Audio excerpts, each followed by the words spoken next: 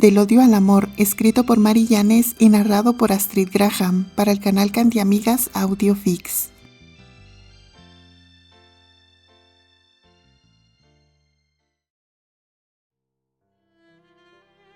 Capítulo 4. El tiempo, aquel arquitecto silencioso e implacable, había levantado sus muros entre las visitas.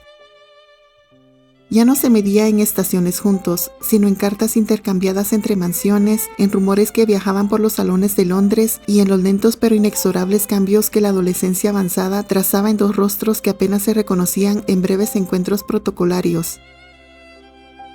En la biblioteca de Granchester, una estancia donde el aire parecía haberse espesado con el polvo de siglos y el peso de las decisiones, el duque Richard estudiaba unos informes de la hacienda. La luz del atardecer, anaranjada y oblicua, se colaba por los altos ventanales, iluminando motas de polvo que danzaban como átomos de inquietud. El fuego en la chimenea, necesario aún en las tardes de primavera temprana, crepitaba con un sonido que era el único latido en aquel silencio sepulcral. Un suave golpe en la puerta de roble rompió el hechizo. «Adelante», dijo Richard sin alzar la vista. El mayordomo, un hombre cuya dignidad parecía tallada en el mismo material que los muebles, entró con un salver de plata. Sobre él descansaba un sobre cuadrado y austero de papel grueso y color crema. «Le ha llegado un telegrama, Su Gracia. Por mensajero especial, parece urgente». Richard extendió la mano, cogió el sobre. El papel era áspero al tacto, cargado de la intención inmediata de su época. El sello de cera era rojo, con el monograma E.W. grabado con elegancia pero sin florituras. «Gracias, Williams. Puede retirarse a descansar». «Gracias, Su Gracia», murmuró el mayordomo, inclinándose y desapareciendo tan silenciosamente como había entrado, dejando a su señor solo con el crepúsculo y el mensaje. Richard rompió el sello con la punta de sobrecartas de marfil. El sonido del papel rascándose fue agudo en el silencio. Desplegó la hoja y sus ojos, esos ojos azules que habían aprendido a leer entre líneas de tratados y rostros humanos, escanearon el texto mecanografiado con precisión impersonal. Sin embargo, cada palabra parecía cargarse de un significado propio al ser absorbida por su mente. «Estimado duque Richard, estoy considerando que, con el paso de los años y las visitas esporádicas, persiste una notable falta de comunicación verdadera entre Candice y su hijo Terrence. Los encuentros son breves, tensos y superficiales. Esto, en mi opinión, no conduce a la formación del vínculo necesario para el futuro que ambas casas vislumbramos». Richard hizo una pausa. Sus dedos, largos y nervudos, apretaron ligeramente los bordes del papel. La franqueza de Elroy era, como siempre, despiadada y precisa. No había lugar para eufemismos en su pluma. «Es por esto que desearía proponerle una idea que he estado madurando. Enviarlos a un mismo colegio residencial donde puedan convivir de manera continua y estructurada. La proximidad forzada, sumada a un entorno académico social apropiado, podría catalizar la familiaridad que ahora habría por su ausencia». El duque soltó un leve suspiro que se confundió con el crepitar del fuego. Un colegio. No era una idea descabellada. De hecho, resonaba con una lógica que él mismo había considerado en privado, pero descartado por parecer demasiado obvia, demasiado directa. Elroy, sin embargo, no temía la obviedad si ésta servía a sus fines. «El Real Colegio San Pablo en Northamptonshire se me antoja una opción excelente. Su prestigio es incuestionable. Educa hijos de pares del reino y de la alta burguesía consciente. Su régimen es estricto y su enfoque en la formación del carácter, además del intelecto, es legendario. No solamente fomentaría una mayor unión entre ellos, sino que los dotaría de las herramientas, los modales y las conexiones para desempeñar sus futuros roles como dama y caballero ante los ojos más exigentes de la sociedad. Aguardaré su respuesta con interés. Atentamente, Elroy White». Richard dejó el telegrama sobre el escritorio, al lado del tintero de cristal tallado. Se recostó en su sillón de cuero, que crujió suavemente y entrelazó los dedos sobre su pecho. Su mirada se perdió en las llamas, pero no veía el fuego. Veía a su hijo, Terrence, a punto de cumplir 19 años. Un joven alto, de una postura fría que recordaba a su propia juventud, pero con una indolencia en los hombros que a Richard le producía un desasosiego profundo. Sus tutores privados informaban de una mente aguda pero desaplicada, de un talento para idiomas y la estrategia que se desperdiciaba en el desinterés. Se refugiaba en la biblioteca, sí, pero para leer libros de exploración y teatro, no de economía o derecho. Montaba a caballo con destreza, pero para perderse durante horas en los páramos, no para ejercitarse en el picadero bajo la atenta mirada del maestro de equitación. Casi no podía vigilarlo y cuando lo hacía encontraba un muro de cortesía perfecta y desapego. El colegio, pensó, la palabra resonando en su mente como el badajo de una campana. Sí, lo ayudaría, lo arrancaría de esta languidez, lo pondría en un entorno competitivo entre sus iguales y sus rivales. Lo forzaría a definirse, a luchar por su posición, a entender que su apellido no es un escudo, sino un estandarte que debe llevar con honor. Lo ayudaría a ser mejor heredero, el heredero que Granchester necesita cuando yo ya no esté. Su pensamiento viró entonces hacia la otra parte de la ecuación. Candice White ya no sería la niña salvaje de las trenzas rebeldes. Debía de estar a las puertas de los 16 años. Casi una señorita. La imagen de una joven dama esbelta y rubia comenzaba a superponerse en su memoria a la de la niña que se revolcaba en el césped.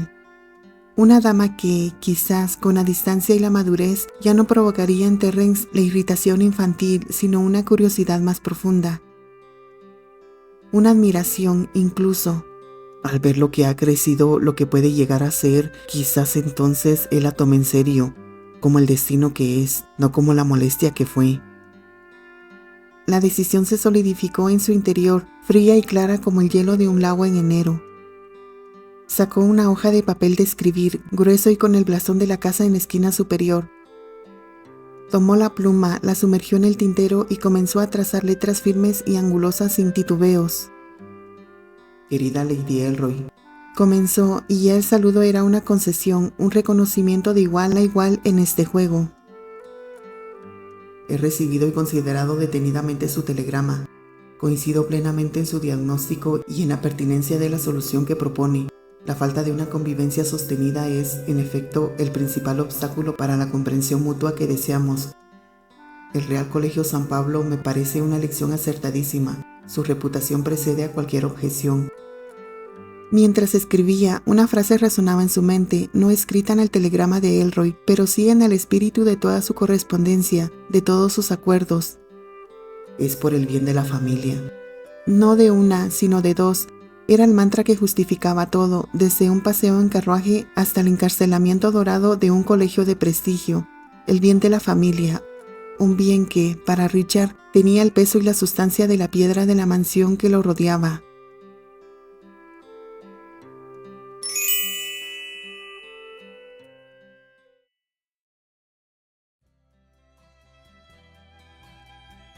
Mansión White. El ambiente aquí era diferente. Menos a piedra y polvos de siglos, más a flores recién cortadas y a la leve tensión de una casa donde la nueva riqueza aún luchaba por encontrar su voz propia entre los muebles importados de Francia. En el salón de la mañana, donde la luz era suave y las paredes estaban empapeladas con delicados motivos florales, Candy leía una novela de aventuras, sus pies descalzos y enarcados sobre el borde del sofá de seda damasco. Un gesto de rebeldía doméstica que Annie, ahora doncella principal pero aún fiel, toleraba con una sonrisa. La puerta se abrió sin ceremonia.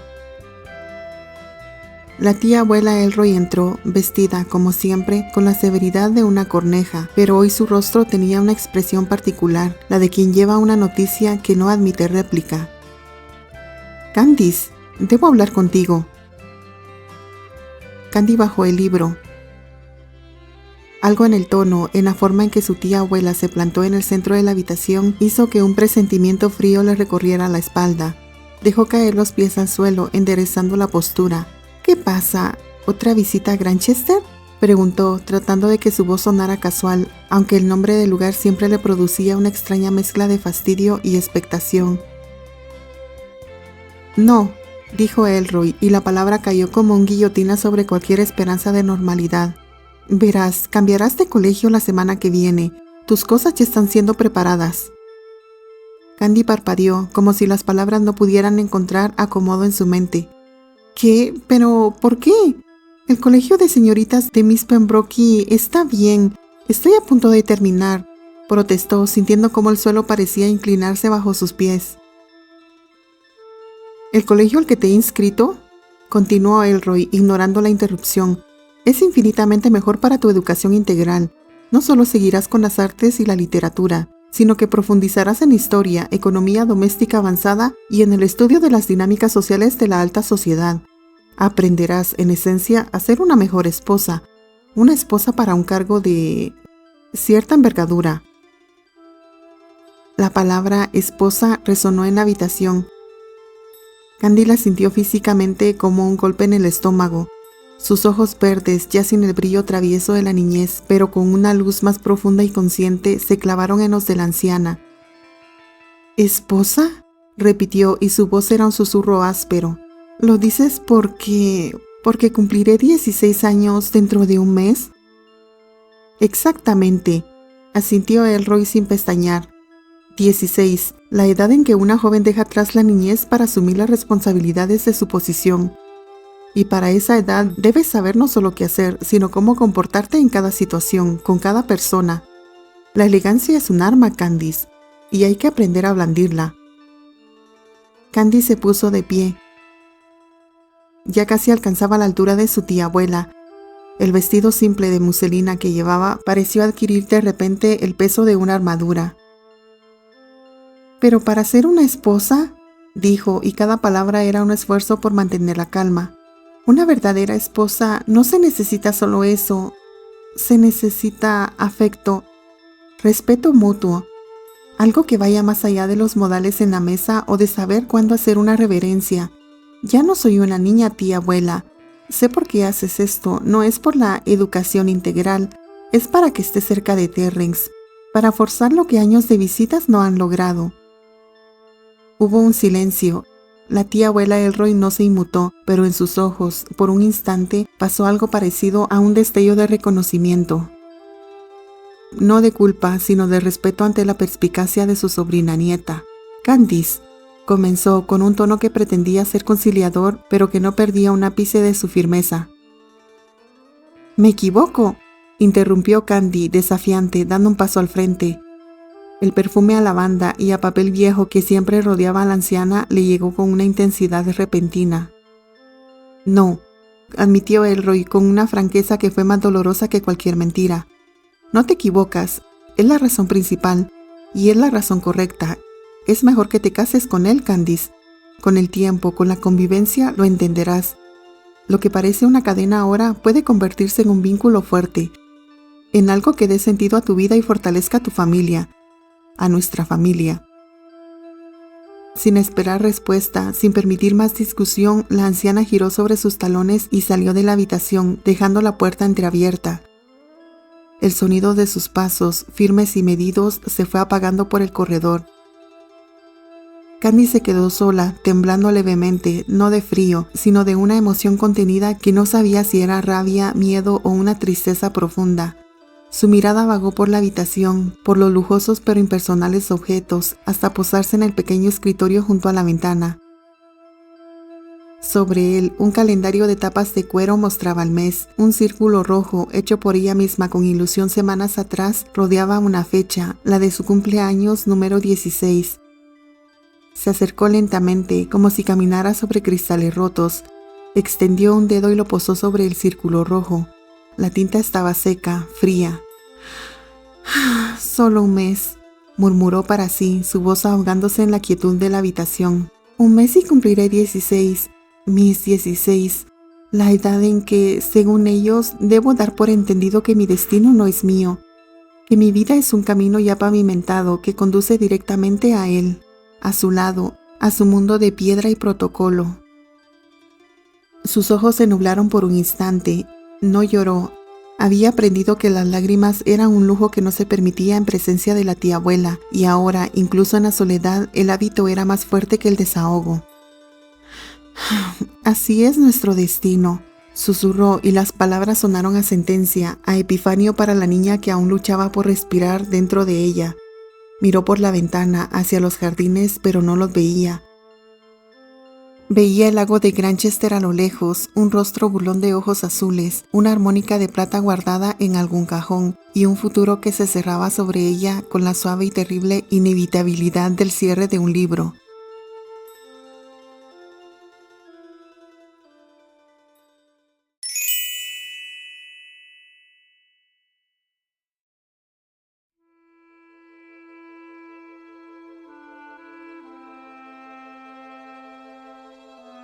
Mansión Granchester.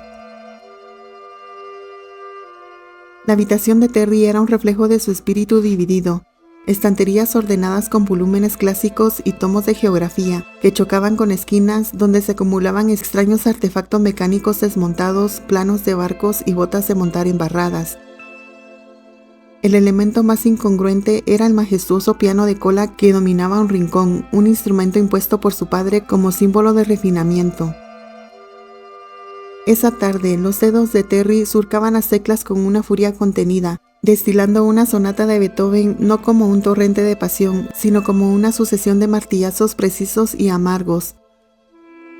Cada acorde era un golpe contra las paredes de su mundo. Finalmente, con un último y disonante golpe, dejó caer las manos sobre el regazo y se levantó bruscamente, la silla chirriando contra el suelo de madera. Se acercó a la ventana, empujando las pesadas cortinas de terciopelo granate. El paisaje, perfecto e inamovible, le resultó de una repulsiva serenidad. «Solo faltaba esto», murmuró, su voz áspera en el silencio de la habitación. «Cambiarme de colegio, sacarme de St. Gregory's cuando la mayor parte de lo que sé, de lo que soy está allí. Mis clases, mis rutas de escape, mis pocos espacios sin su mirada vigilante». Se golpeó la palma de la mano contra el frío cristal. Pero claro, eso no le importa. Solo importa la imagen, la perfecta, pulcra, hueca imagen de la familia. El heredero Granchester debe pulirse en San Pablo, como si fuera un mueble. Un arranque de ira, pura y primitiva, lo sacudió. Se volvió y, con un movimiento brusco, agarró el pesado cortinaje y tiró de él con todas sus fuerzas. El sonido de la tela desgarrándose fue profundamente satisfactorio por un segundo, hasta que la realidad del destrozo y la inevitable reprimenda se impuso. Dejó escapar un juramento sordo y se dejó caer en el borde de su cama, enterrando el rostro en las manos. El movimiento había hecho vibrar un cajón de su escritorio, que quedó ligeramente abierto. Un destello plateado, tenue pero insistente, llamó su atención desde la penumbra interior. Como movido por un resorte, se acercó, abrió el cajón por completo.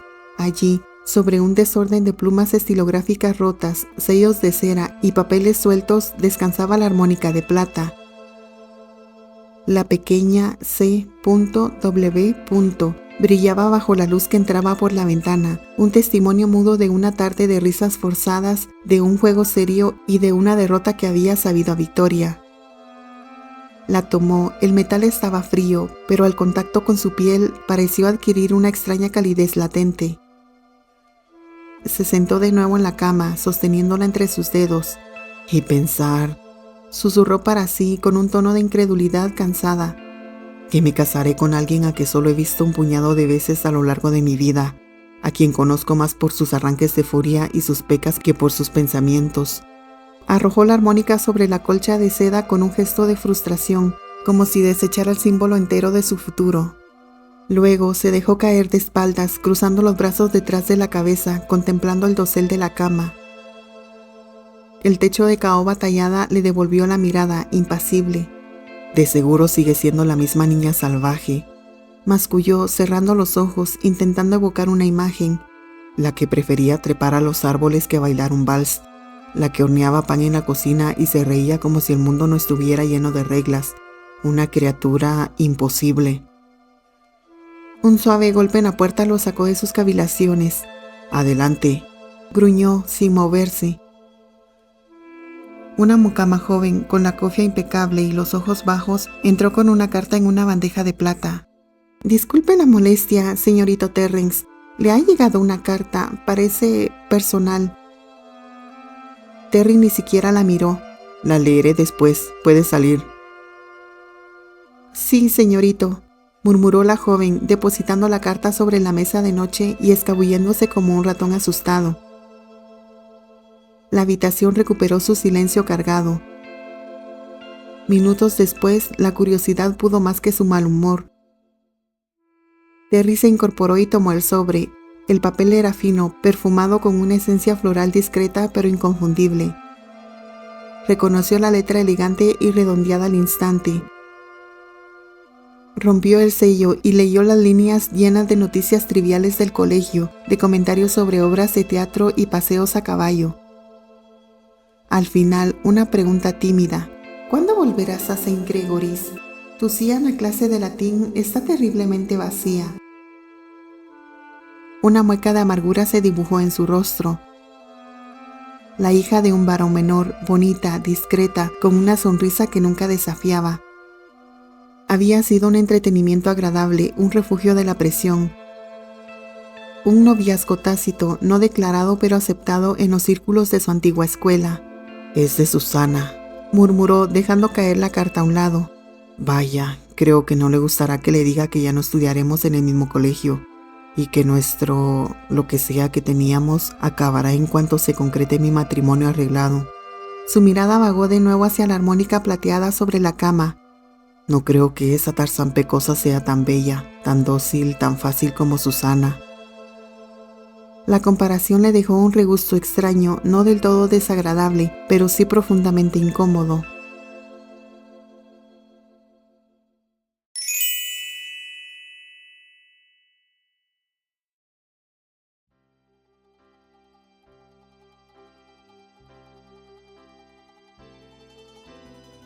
Unas semanas después, Real Colegio San Pablo, Northamptonshire.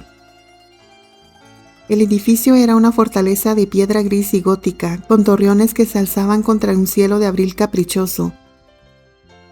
Los pasillos resonaban con el eco de pasos apresurados y el murmullo contenido de cientos de jóvenes de la élite británica, todos uniformados, todos midiéndose con miradas discretas.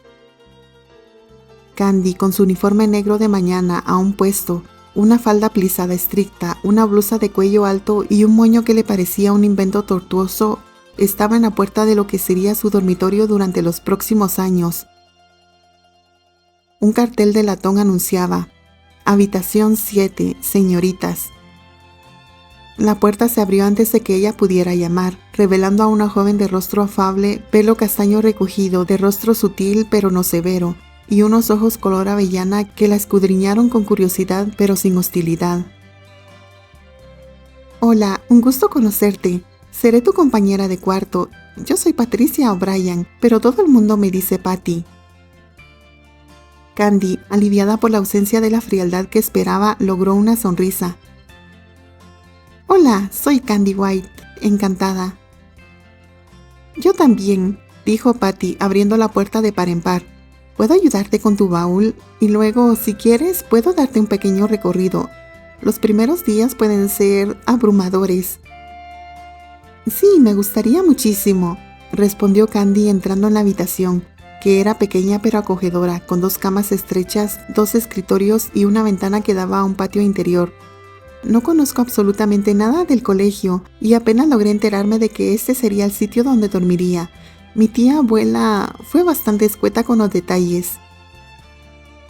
«Es lo usual», dijo Patty con un guiño cómplice. «Para ellos, esto es solo un paso más en el plan. Para nosotras, es nuestro mundo durante los próximos años. Vamos, te muestro lo esencial». Patty resultó ser una guía excelente. Le mostró las vastas y silenciosas aulas, el imponente salón de música con sus pianos de cola, el laboratorio, la biblioteca, un laberinto de estanterías que llegaban al techo y donde el silencio era una presencia física. Le señaló el comedor con sus largas mesas de roble y la pequeña sala de descanso para las alumnas con sofás desgastados pero cómodos. Finalmente la llevó a la capilla, un espacio de piedra fría y vidrieras de colores que arrojaban manchas de luz sobre los bancos vacíos. Aquí es donde venimos cada mañana a rezar, explicó Patty. Es obligatorio y sobre los uniformes, negro por las mañanas para las oraciones y las clases formales, blanco después para las actividades de la tarde. Es jerárquico. Candy miró su propio vestido negro con un suspiro. ¿2 uniformes para un solo día no es un poco excesivo? Sí, puede ser agotador, admitió Patty, pero poco a poco te acostumbrarás. Es parte del código. Por cierto, revisé los listados. Las clases que tienes asignadas son las mismas que yo. Es muy probable que estemos en el mismo salón, así que si te pierdes, ya sabes a quién buscar. Un alivio genuino inundó a Candy. Al menos puedo confiar en ti. No reconozco un solo rostro conocido aquí. Es como empezar de cero. Es lo normal el primer día, la tranquilizó Patty. Todo el mundo está... ¡Oh, vaya! No sabía que estabas aquí. Una voz aguda, cargada de una falsa dulzura, cortó el aire del pasillo. Candy se volvió, reconoció al instante el rostro de Lisa Ligan, una joven de cabello rojo ceniza perfectamente ondulado, rasgos delicados, pero con una expresión de superioridad que parecía tallada en mármol. A su lado, 2 compañeras asentían con semblantes idénticos. Patty, perceptiva, sintió la tensión que emanaba de Candy. ¿Se conocen? Somos muy buenas amigas, declaró Elisa antes de que Candy pudiera abrir la boca. Su sonrisa era una línea fina y fría. Compartimos colegio antes de que mi padre ascendiera de puesto. Este colegio va mejor con nuestro nuevo estatus. Pero, Candy, querida, ¿qué pasó contigo? ¿Y qué pasó con mi hermano? ¿No recibiste sus regalos? Te envió flores todos los días desde que te fuiste. Candy contuvo un suspiro. Neil Ligan, un joven insistente y vanidoso, cuyo único interés, Candy estaba segura, era la formidable fortuna de los White. Sí, claro que lo recibí, Elisa, respondió, manteniendo la calma. Todos, de tantos, no sabía qué hacer, pero tu hermano ya sabe que no puedo salir con alguien que no me gusta. Se lo dejé bastante claro. Patty murmuró solo para Candy. ¿Hablan de Neil? ¿El que se pavonea con el equipo de cricket? Exactamente, exclamó Elisa escuchando. Y está loquísimo por ti, Candy. No entiendo por qué lo rechazas. Sería un novio perfecto. Tiene un gusto exquisito por los regalos, ¿no es cierto, chicas? Sus acólitas asintieron con fervor. Sí, replicó Candy, su paciencia empezando a agrietarse. Y también tiene un gusto exquisito para el interés. Lo que quiere es el dinero de mi tía abuela Elroy, no a mí. Eso también le dejé claro. Elisa puso una mano sobre su pecho en un gesto de ofendida teatralidad. ¿Cómo crees eso? Oh, me rompes el corazón. Solo piénsalo, Candy. Seríamos más que amigas, seríamos familia. Bueno, ya hablaremos. Adiós por ahora. Y se alejó con su séquito, dejando un rastro de perfume caro y malicia. Candy soltó el aire que no sabía que contenía. Vaya, veo que este colegio tiene de todo, incluso recuerdos incómodos con patas. Patty la miró con simpatía. Debe ser difícil, dijo, su voz baja. ¿El qué? Ser la hija, o en tu caso, la heredera, de una familia con tanto peso. Que los chicos estén detrás de ti no por quién eres, sino por lo que representas, por el apellido y la cuenta bancaria. Candy la miró, sorprendida por la perspicacia. Sí, admitió con un deje de amargura. Eso es lo que más me molesta. No quiero ser un objeto, una llave para una caja fuerte. Quiero que me vean a mí. Lamento que hayas tenido que escuchar eso. Patty sonrió, una sonrisa cálida y genuina. Descuida, a mí me parece, después de solo media hora, que eres más auténtica y más agradable que la mayoría de las chicas aquí, que pasean con ese aire de princesa de porcelana a punto de romperse. El comentario le llegó a Candy como un bálsamo. Gracias, Patty, veo que nos llevaremos muy bien. Lo mismo digo, Candy.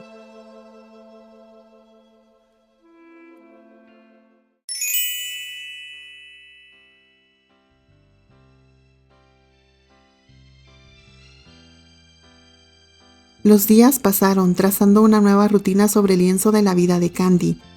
Las oraciones matutinas, las clases intensas, los paseos por los jardines del colegio con Patty. Se estaba acostumbrando, encontrando pequeños espacios de libertad en la rigidez. Una tarde, al salir de la clase de literatura, un rumor inusual agitaba el pasillo. Un grupo de chicas cuchicheaba con explicación contenida, sus ojos brillando con un interés que no tenían por los sonetos de Shakespeare. ¿Qué ocurre hoy, Patty?, preguntó Candy, observando la inusual animación. Las chicas parecen electrizadas. Patty, que siempre estaba mejor informada, bajó la voz. Es que hoy llegó un nuevo alumno, un transferido de último momento, y el rumor, que corre como pólvora, es que es hijo de la nobleza, con título y todo. Es el tema de la semana.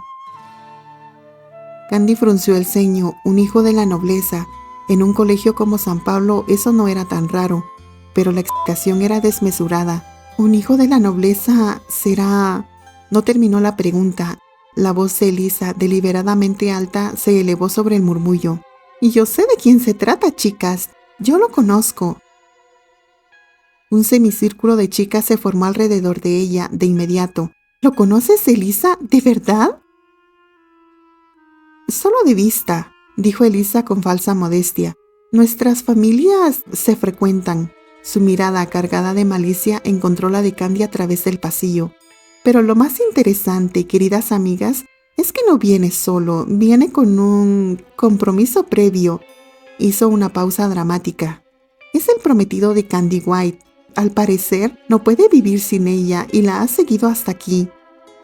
El pasillo pareció quedarse sin aire. Todas las miradas, como imantadas, se volvieron hacia Candy.